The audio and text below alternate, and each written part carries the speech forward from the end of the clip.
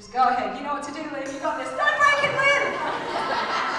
So the idea came when I was in New York. I went to a show that was called Lit Improv, where short story writers had their work interpreted by stand-up comedians.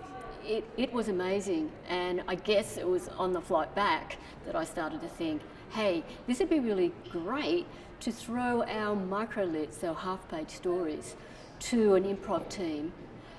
I asked around of who were the best improv team in Sydney, and Jane Watt and the Bang Bang Rodeo were hands up the best people to contact.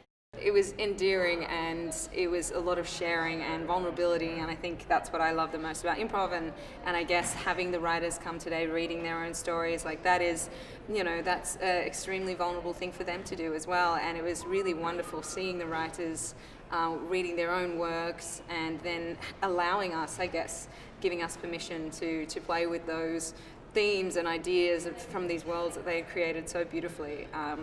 Was an absolute joy. She doesn't even have Okay. Well, it's not me. I wouldn't be annoyed at my own toenails in the couch. There's one person who hasn't said a lot here. Traditionally, when you improvise, you might get something from the audience, like a word or like a place or something. So having an entire world of a short story was incredible. There was so much to draw from, right from like the words and the phrases, the characters, the settings, especially as a musician, the tone of the story. There was so much to draw from. Like there was too much even to improvise with. So it made it such a joy, and there were so many ideas as well. It was really fun, but also very interesting, and I really enjoyed it because it's not often in general you actually go to an event where you get to hear writers reading out their works. So that was really interesting, and I always feel like sort of inspired whenever you hear someone read something out to you that they've written, so to actually be in the position in the show where I'm like, oh, I'm allowed to be inspired, but genuinely I'm going to get up right now and try out some idea or some scene that listening to that has inspired me to do was cool and was a great privilege. It was very fun.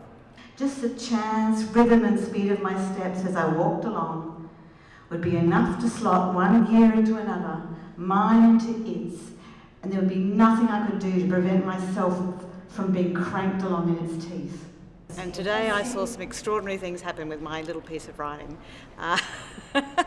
Little fragments coming to life, entirely different from my story and entirely connected to my story, so it was a fantastic experience. I found it exciting. It was as I said, it was connected, but it wasn't part of it, and it was like seeing something flip over completely and become a completely different creature. The life that you've got is what I've always wanted to have. You're saying the whole thing's just been a big fat lie. It's not a lie, it's just... It is what it is. What's that? Hard. It's hard work. It was very cool.